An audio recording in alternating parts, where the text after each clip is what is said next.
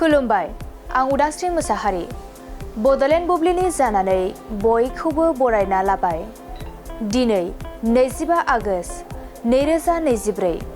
नोंथांमोननो बड'लेण्ड बुब्लिया दिनैनि साना मा मानि थाखाय मिथिजायो एबा दिनैनि सानाव मा हाबाफारि फालिनाय जायो नोंथांमोननो फारि फारि बड'लेण्ड बुब्लिया फोरमायगोन। दिनैनि सानखौ national forest service founders day महरै फालिनाय जायो। हायुङारि पार्क सिबिथाया 1916 मायथाइयाव हादोरगिरि वुड्र' विल्सनजों अर्गेनिक एक्टआव सागान होनायखौ गनायथि होनो थाखाय बोसोरफ्रोमबो 25 आगस्टआव गावनि जोनोम सान फालियो।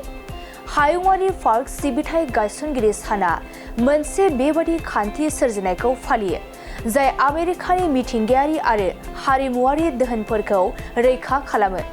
बे साना बैसोर सुबुंफोरनि बाउसोमनायखौ दिन्थियो, जायफोरा गोमोथाव नुथायफोर, जारिमिनारि थावनिफोर आरो बायदि रोखोमनि सोरबिथिं खान्थिफोरखौ संरैखा खालामनो थाखाय मेंनो रोङै खामानि मावदों।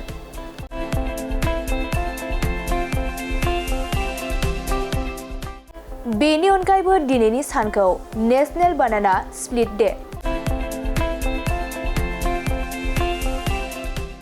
डे अफ सनगान डे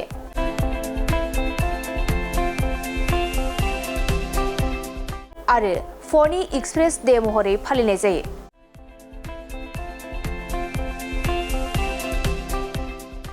नोंथांमोननो बड'लेण्ड बुब्लिया दिनैनि सानाव मा हाबाफारिजों मिथिजायो आरो मा हाबाफारिखौ फालिनाय जायो फोरमायबाय।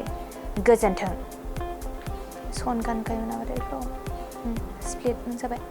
मोनसे फोसावथाय, नोंथांमोननि ओनसोलाव सोरबाफोर ड्राग्स एबा फेग्रा मुवाजों नाख्रेबजानानै थानाय सुबुं दं नामा? जुदि नोंथांमोननि ओनसोलाव सोरबाफोर ड्राग्स एबा फेग्रा मुवाजों नाख्रेबजानानै थानाय सुबुं दं, अब्ला नोंथांमोननि थाखाय मोनसे मोजां खौरां। ड्राग्स एबा फेग्रा मुवाजों नाख्रेबजानानै थानाय सुबुंफोरखौ फाहामथाय होनो थाखाय नोंथांमोननि गेजेराव लानानै फैदों मोनसे रिभाइभ रिहाबिलिटेसन सेन्टार। जुदि नोंथांनि नखराव आरो नोंथांनि ओनसोलाव सोरबाफोर ड्राग्स एबा फेग्रा मुवाजों नाख्रेबजानानै दं, अब्ला नोंथाङा रिभाइभ रिहाबिलिटेसन सेन्टाराव फाहामथाय होफैनो हागोन। मंगलदै सेनं बामुनपारा दरंआव थानाय रिभाइभ रिहाबिलिटेसन सेन्टाराव नोंथाङा ड्राग्स एबा फेग्रा मुवाजों गोदोसोनानै थानाय सुबुंफोरखौ फाहामथाय होफैनो हागोन।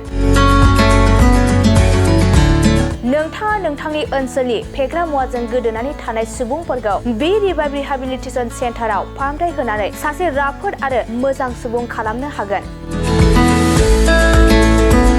गोबां बाथ्रा मिथिबावनो थाखाय नोंथाङा 9859262926 60030927006 नैबे होनाय जानबुं नम्बराव खौरां लानो हागोन।